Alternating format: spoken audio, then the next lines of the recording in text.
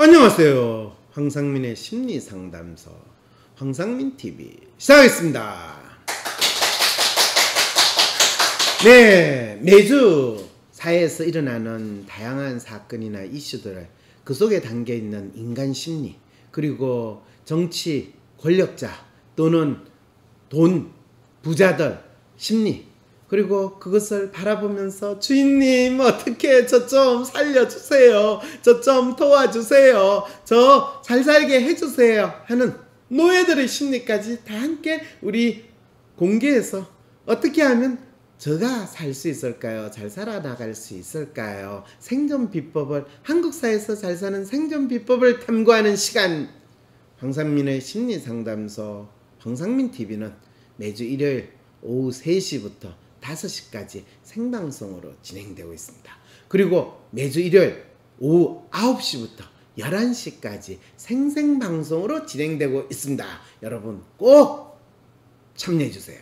그리고 많은 분들한테 한국 사회에서의 생존 비법을 찾는 방송 알려주십시오. 행정수도 이전 이낙연 국회 세종의사당부터 국회에 지금 여의도 의사당이 있는데 세종에도 의사당을 하나 더 만들자 라는 뜻일까요? 여러분? 이분이 갑자기 왜 세종에 의사당을 만들자고 이야기하는지 한번 사연이 왔는데 들어봅시다. 더불어민주당 대표에 도전하는 이낙연, 이분이 68세네요. 서울 종로의 국회의원이시고 종로면 저 지역구 의원이시네요. 이분한테 한번 찾아가 봐야 되겠네요. 저도 지역구 민원이 많아가지고 7월 31일 세종시를 찾아 국회 세종의사당 건립은 빠를수록 좋다고 말했다. 아니 그러면 이분이 여의도 아니고 세종시에 가서 국회의사당을 건립하신다면 그러면 세종시 국회의원으로 나오신다는 이야기인가? 아니 갑자기 여의도에 있는 국회의사당은 뭐 하려고요? 그거 그러면 임대하시려나? 그러면서 국회 사무처가 유권 해석을 했는데 국회 상임위 이전을 포함한 세종의사당 설치에는 별도법 개정이 필요 않다라며 특별법 개정이나 재원을 위한 절차도 올해 안에 매듭 짓는 것이 현재 원내 지도부의 공통된 의견이며 헌법재판소의 새로운 판단을 받아보자고 말했습니다. 이건 뭔 소리예요? 이게 지금 특별법 개정이 필요하지 않는데 헌법재판소의 새로운 판단을 받아보자.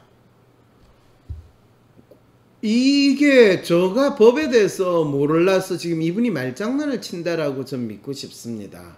네, 이분 말장난 맞습니다.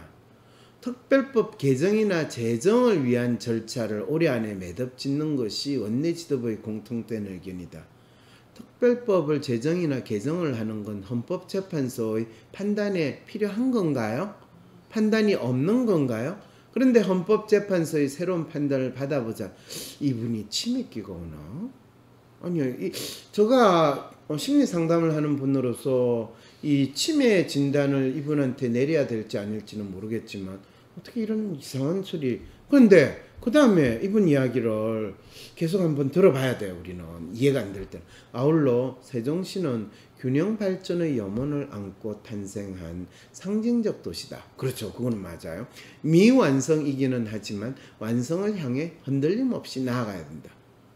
완성을 향해 흔들림 없이 나아가야 된다면 지금 이게 세종시는 일종의 롤러코스터 같은 그런 도시다라는 걸, 완성을 향해서 나아가야 되는데 끝날 때까지 나아가야 되는데 이게 막 롤러코스터 하면 막 흔들어지잖아요. 그런데 흔들림 없이 나아가야 된다면 이 롤러코스터는 중지해야 된다는 뜻인가요? 아니면 더 빠른 속도로 나아가야 된다는 것인가요?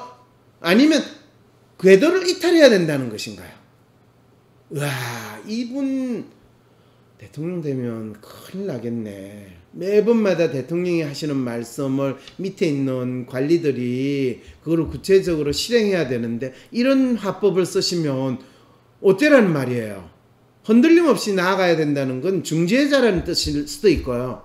아니면 아예 이탈해가지고 궤도가 이탈하면 어떻게 되죠? 탈선하면 어떻게 되죠? 그래 놓고 이제 세종시 스스로 균형 발전에 기여할 수 있는 부분을 앞당기도록 노력했으면 한다라고 당부했다고. 여기 이제 완성을 향해 흔들림 없이 나가는데 스스로 균형 발전에 기여할 수 있는 부분을 앞당기라고 하면, 지금 네가 아직까지 미완성인데 완성을 향해서 흔들림 없이 나가야 돼. 그런데 스스로 너가 균형 발전에 기여해야 돼. 이거는 그냥 너 앞으로 성장해야 돼. 그리고 완성을 향해서 성장을 위해서 균형 흔들림 없이 계속 성장해야 돼. 근데 스스로 해. 야, 이거 진짜 훌륭한 합법 아니에요? 그러면서 이 어원은 행동수저 이전은 반드시 가야 할 길이다. 스스로 너가 균형 발전에 기여해. 반드시 가야 돼. 너 죽더라도 해야 돼. 방법은 이론상 여러 가지가 있을 수 있어요. 그렇죠. 방법은 이론상 여러 가지가 있어. 그런데 행동은 하나야. 흔들림 없이 스스로 해야 돼. 그래 놓고 현실적 방법은 여야 합의로 행정수도 특별법을 만들어 헌법재판소의 새로운 판단을 얻는 것이래요. 이 말은 이미 헌법재판소에서 10년 전에 판결한 거, 헌법재판소 너 스스로 그거를 부정하고 다시 해. 이 이야기래요. 결론을 이야기하면 앞뒤 다 자르고. 이건 헌법재판소에 대고 하는 간접적인 협박이라고 할 수 있네요. 자, 그러면 여야 합의가 됐던, 또는 거대 여당이 어쨌든 행동수도와 관련된 특별법을 제출하면 헌법재판소 재판관 알아서 잘 하세요 라는 거를 지금 이낙연 씨가 이야기를 했다는 거는 어떤 마음일까요? 이분 대통령, 이제 나 대통령 됐다, 알아서 하세요, 이거를 헌법재판소에 계신 분한테 이야기를 하신 거예요. 헌법재판소에 계시는 분들은 그러면 어떤 마음으로 이야기를 들을까요? 그건 난 잘 모르겠고 우리는 가만히 있을래. 네가 대통령 되고 나서 특별법 제정하면 그때 보지. 그 말은 지금 이 세종 국회의사당 특별법은 올해 안에 만들어지지 않고 내년, 후내년 이낙연 씨가 대통령 되고 나면 만들어질 가능성이 크다라는 것을 이미 다 이 숨은 메시지에서 알려줬다고 하면 여러분 파악이 이제 다 됐습니까? 그럼 이거에 대해서 이제 이분 말씀을 이제 다른 시각으로 들어야 되겠다는 거 알겠죠? 국회 세종의사당은 빠를수록 좋다. 원내 지도부와는 연내까지 매듭짓자는 의견을 주고받았으며 꼭 매듭지었으면 한다고 재차 강조했다고 합니다. 여러분 이 말 뜻 이제 여러분 해석법 알았죠? 빠를수록 좋다라고 이야기한 거예요. 근데 원내 지도부와 연내까지 매듭지자는 의견을 주고받았고 꼭 매듭지었으면 좋다고 한다고 강조했는데 본인이 대표가 됐어. 그리고 원내 지도부하고 이거를 이야기를 나눴어. 그런데 대표를 몇 개월 하겠어요 이분이? 7개월. 왜? 내년 대선을 위한 대선 후보로 나설 때까지 대표를 할 거거든요. 그럼 7개월 안에 꼭 매듭지었으면 좋다고 생각하는데, 그러면 원내 지도부들이 대선 후보로 나갈 나를 신경 쓰느라고, 일단 대선에 신경 쓰느라고 그걸 못할 거거든요. 그래서 꼭 매듭지었으면 좋다고 재차 강조를 하는 거예요. 이낙연 의원은 더불어민주당 당대표 후보뿐 아니라 유력 대권 주자이기도 하죠. 이 의원은 7월 31일 언론 인터뷰에서 대선과 동시에 행정수도 이전 국민투표를 제안하며 이같이 말했습니다. 대통령 선거와 함께 국민투표로 결정하는 게 좋겠다고 생각한다. 여러분 이제 아시겠죠? 세종 국회의사당은 이분의 벌써 대선 홍보 전략, 대선 이슈의 하나로 정했습니다 라는 것을 국민들에게 이미 알려주는 훌륭한 기자회견이다 라고 여러분 이야기. 특별법 제정 그게 안 되면 국민투표와 같이 투트랙으로 가자는 것, 인근 도시 및 농어촌 지역과 연계 발전을 추진하고 근육별 특성에 맞는 공공기관을 이전 배치해야 된다. 저 사실 이 부분 읽다가 막 완전히 폭소를 터뜨리지 않을 수 없었어요. 왜 그러냐 하면 인근 도시 및 농어촌 지역과 연계 발전을 추진하고 권역별 특성에 맞는 공공기관을 이전 배치해야 한다라고 하는 이 표현은 행정수도 만들자 노무현 대통령 때 심지어는 이 MB 대통령이 들어와 가지고 행정수도를 꼭 이 세종시에 맞출 필요가 있냐, 교육 문화 자급도시로 만들자라고 MB가 주장할 때 그때도 똑같이 나왔던 게 인근 도시 및 농어촌 지역과 연계 발전을 추진하고 권역별 특성에 맞는 공공기관을 이전 배치해야 한다, 이 이야기를 똑같이 했거든요. 꼭 국회의사당이든 정부기관이 아니라 그냥 공공기관을 보내는 거로도 충분하지 않냐. 예를 들면 서울대학교를 이전한다든지 스카이대학을 세종시에 분교 형태로 다 옮기는 게 어떻겠어요. 이런 것들이 다 이 공공기관에 해당되었거든. 심지어는 방사능 과속기 연구센터도 거기에 넣겠다고 했는데 그거 얼마 전에 충준지 청준지로 갔잖아요. 같은 충청도네 그래도. 네. 이 이야기를 왜 이제 하냐. 이분 지금 이 이야기는 본인이 알고 한 소리가 아니라 벌써 이분을 위한 대선 전략 팀이 구성이 됐고 그 대선 전략 팀에서 지금 세종시 국회의사당이라는 아젠다를 이분한테 줬다는 이야기고, 이분은 그게 무슨 말인지 파악도 안 하고 지금 읽었다라는 거를 알려주고 있는 거죠. 그러면서 이제 이 의원은 수도권은 균형 발전을 통해 인구 과밀로 인한 주거 부담, 교통 혼잡 비용 등 부작용을 개선해야 한다며 4차 산업혁명에 대비한 정부 데이터 산업, 문화 콘텐츠 산업, 금융업을 집중적으로 육성, 세계적인 경제 금융 도시로 발전시킬 필요가 있다고도 했습니다. 오 마이 갓. 이거 MB 때 사용하던 문구 그대로 쫓아왔고, 이거는 이낙연 씨가 지금 민주당 대표 유세하기 위해서 기자회견한 게 아니라 대선 후보 지금 공약지 지금 보고 읽는 이야기죠. 또 이런 발언에 대해서 진정근 씨, 진정근 씨. 네, 진짜 진정근 씨 그렇게 좋아하시는데 이분의 존재 이유, 이분이 왜 이 시대에 존재하는가, 그리고 이 시대의 시사 이슈를 알기 위해서는 이분은 약방의 감초처럼 꼭 있어야 되는 거.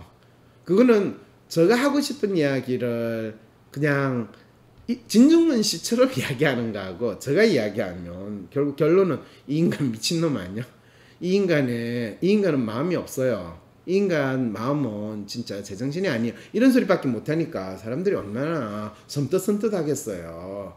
그런데 진정근 씨는 그게 아니라 거의 말의 향연, 말잔치 수준이 아니라 향연, 럭주리한 표현을 썼는데 그거를 이제 멋있게 이렇게 평론한 게, 수도 옮기는 게 애들 장난도 아니고 지지율 떠받치려고 적극적으로 결정할 일이 아니죠.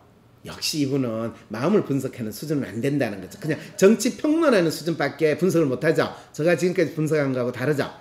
그동안 아무런 사회적 논의도 없이 서울 집값 올라가니 부랴부랴 출구 전략으로 내놓은 의제인데 거기 말려들 필요 없습니다. 이게 완전히 정치평론가의 그냥 정치적인 멘트하는 그 수준으로 딱 했는데 이낙연 씨의 현재 심리와 그 주변에 있는 상황에 대한 그 분석은 아니죠, 그죠?